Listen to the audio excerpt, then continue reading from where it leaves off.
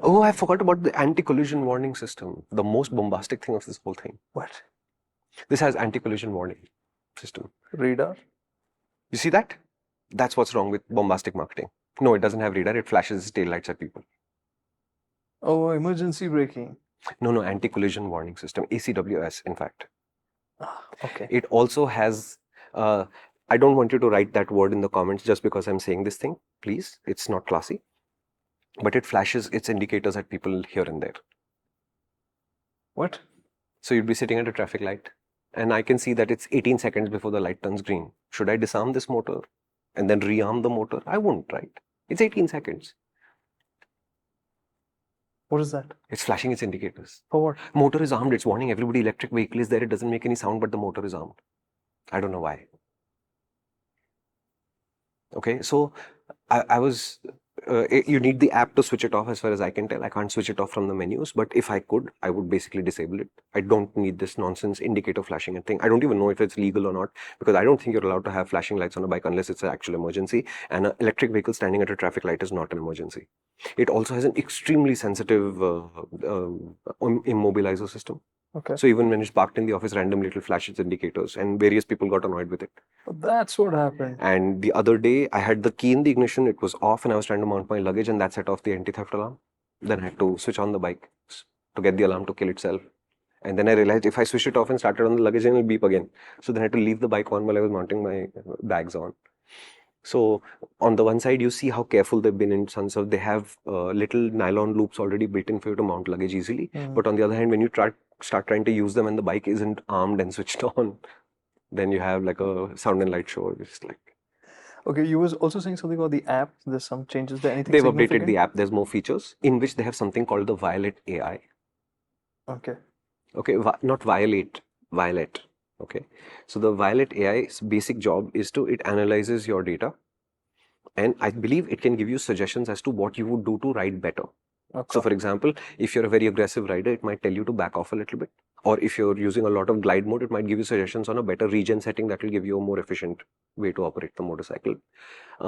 They also said that they are GDPR compliant in terms of your data, and it's supposed to have incognito mode, but I couldn't find it on the screen, which really annoys me now. So the Ola, for example, also didn't have incognito mode, and I don't know why Ather and Ola and Ultraviolette, etc. should have access to my riding data. So I will always first want to go into incognito mode, but on this particular Ultraviolette test bike, I couldn't, and that really bugged me. But your data is being analyzed to figure out how you could ride better.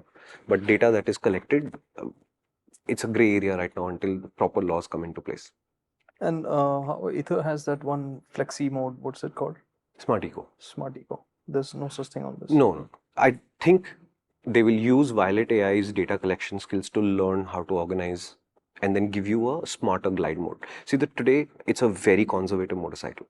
Okay. So for example, when you get to 30% of this enormous battery in ballistic, then you can no longer use ballistic. Okay. And at 30%, your range in glide mode is still showing some 100+ number. So it just doesn't compute. So on this 90-kilometer run, we left the office with 99% charge. And I admit I was riding quickly and I was out on the highway and I was training the motor. I got back to the office with, I'm going to say, 13-14% charge left. But I had spent a lot of time in combat because ballistic was off the table because I was below 30%. And then a lot of time in glide because now combat was off the table because I was below 20%. Okay. But at that point, I have 66 kilometers of range left and I am 11 kilometers from the office. It just doesn't compute. And then when you read the manual, there's a fourth mode called hover. The hover mode is non-selectable. As limpo. It appears and limits you to 25 kmph, gives you between 5 and 10 kilometers of range, so that when you're critically low, there's a fourth hidden mode that will get you there. So why Ultraviolette has to be so conservative, I do not understand. Okay. That night, we charged the bike back up to I think 43%, and I rode through traffic 27 kilometers to my house. It lost 2% charge overnight, being parked and whatever. And the next day when I got back, we were back to 11-12%. So I had some ballistic mode on the way home, then combat because you're below 30%. And then on the way out, I had some combat mode, and then finally had to finish my ride in glide. But the whole time, glide was saying you have 35 kilometers of range, 40 kilometers of range, but I'm only like 8 kilometers from my house. So I thought the settings were a little bit too conservative. On the other side, the app allows you to set charge limits like the new Apple iPads, etc. do. So you can say that only charge it up to 90%. And 90% means your regen is always active. Beyond 90%, there is no regen. You can set it to 80% if you feel like. And therefore, if you're not using all of the range, you can protect the battery cycles a little bit and extend the life of your battery. So on the one hand, they do these clever things. But on the other side, some of these decisions are super conservative, and I think they're not bad. I think there is an opportunity to reevaluate this, where instead of 10% SOC, you look at the range left. And the range left, and it's a reasonably accurate prediction. So the range left becomes a guide. The underlying thing in this is you should remember that let's say that Ultraviolette says that you'll get 160 kilometers in ballistic mode on a full charge.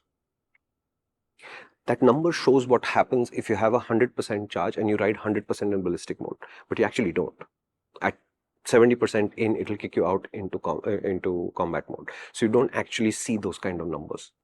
So the net number of range is actually very impressive, and range anxiety was never an issue on this bike. When I was coming into the office and seeing 11-12% charge, there was such huge range numbers on my screen that I didn't even think about it. And if you add hover mode on top of that, I had tremendous amounts of range left. But it's not real in the sense of you can't use ballistic mode for 70 kilometers because you're saying 70. Before that, you will 30% and kick you out. I think it's, in a way, I appreciate it also because it's in these kind of scenarios, I think it's better to be cautious. Agreed. I'm saying we've seen this for the year and a half. They have 50, 60, 70, then there are 450 bikes out there. I think by now there should be enough data for them to recalibrate whether these kind of conservative numbers are really required or not. I'm sure if they're listening, I'm sure they will. I suspect that they're not required anymore. I suspect that because glide is very conservative, combat is much more performance, ballistic is a little bit more performance, 30-20 is not the right number. I think you can go lower and give people more space, especially because your powertrain is so good. If the thing was overheating anyway, then it would be a different thing altogether. Okay. That's it. Hello. If you enjoyed this clip, which means you're into good conversations, and that's what we're all about. It's really hard packing in the essence of an idea into a 60-second clip. This 3-minute, 5-minute video would have given you a sense of that, and you can enjoy this entire conversation in its full glory on the MotorInc channel. So why don't you head out over there and subscribe to that, and you could subscribe to this channel as well if you enjoyed it.